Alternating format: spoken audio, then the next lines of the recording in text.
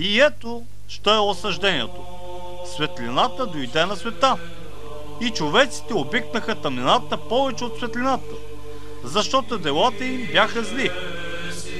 Понеже всеки, който върши зло, мрази светлината и не отива към светлината, да не би да се открият делата му, но който постъпва според истината, отива към светлината, за да се явят делата му, понеже са извършени по Бога. След това дойде Исус с учениците си в юдейската земя и там се бавеше с тях и кръщаваше. Също Йоан кръщаваше в Енон, близо до Салим, защото там имаше много вода и людите дохождаха и се кръщаваха, понеже Йоан още не беше хвърлен в тъмница.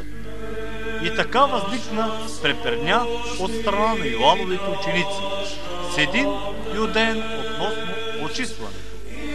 И дойдоха при Йоанна и му рекоха: Учителю, онзи, който беше с тебе отвъд Йордан, за когото ти свидетелствува, ето той кръщава и всички отиват при него.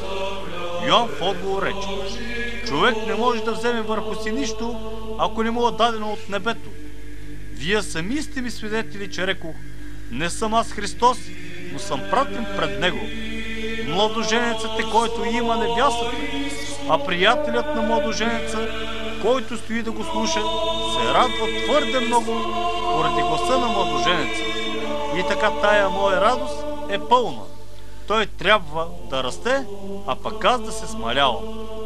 Онзи, който дохожда отгоре, е от всички по-горен. Който от земята, земен е и земно говори. Който дохожда от небето, е от всички по-горен. Каквото е видял и чул, за него свидетелствува, но никой не приема свидетелството му. Който е приел неговото свидетелство, потвърдил е с печата си, че Бог е истинен. Защото тоя, когото Бог е пратил, говори Божиите думи, понеже той не му дава духа с мярка. Отец люби сина и е предал всичко в неговата ръка. Който вярва в сина, има вечен живот. А който не слуша сина, няма да види живот, но Божият гняв остава върху него. Амин.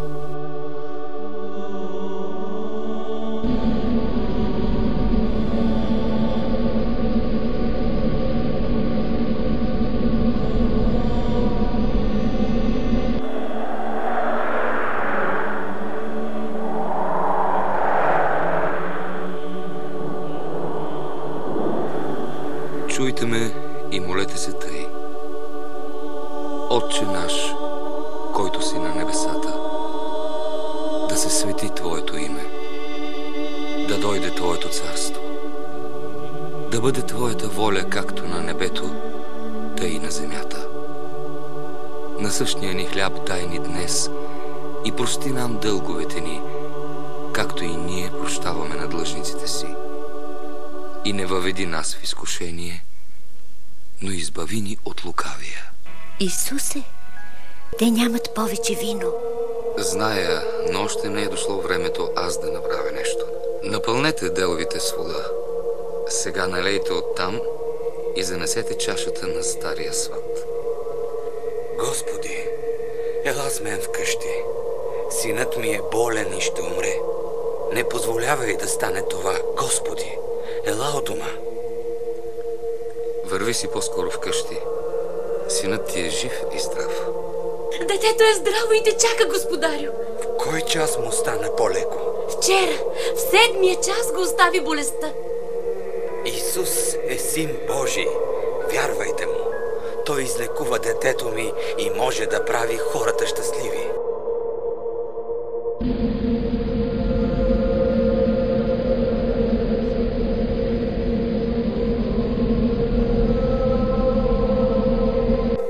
Господи, дъщеря ми умира. Ела в моя дом и сложи върху нея ръцете си, за да оздравее. Моля те, излекувай дъщеря ми. Кой се допря до дрехите ни? Учителю, тук има толкова много народ. Нима в такава блъсканица може да се разбере кой се е докоснал до теб. Аз знам, че това стана, защото почувствах сила, която Аз бях, Господи, прости ми. Ето вече 12 години боледувам от тежка болест. Лекувах се при много лекари, но не получих изцеление. Тогава си помислих, ако се допра само до дрехите ти, ще оздравея. И ето, веднага се почувствах по-добре. Твоята вяра те е спасила. Върви си с мир и бъди здрава от болестта си.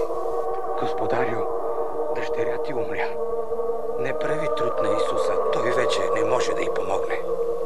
Не бой се, Яире.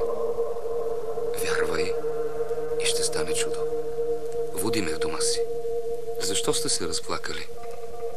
Детето не е умряло, а спи. Нека в стаята да останат само бащата и майката на момичето и учениците ми. Момиче, на тебе казвам, стани.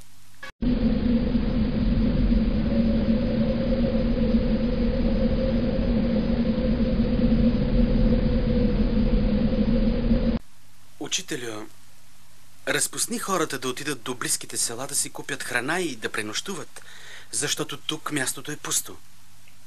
Защо ще карате хората да си отиват? Дайте им да ядат. Тук едно момченце има 5 ечемичени хляба и 2 риби. Ала колко е това за толкова много хора? Накарайте хората да насядат в редици. По 50 души всяка. Раздайте на насядалите хляба и рибите. Нека се нахранят.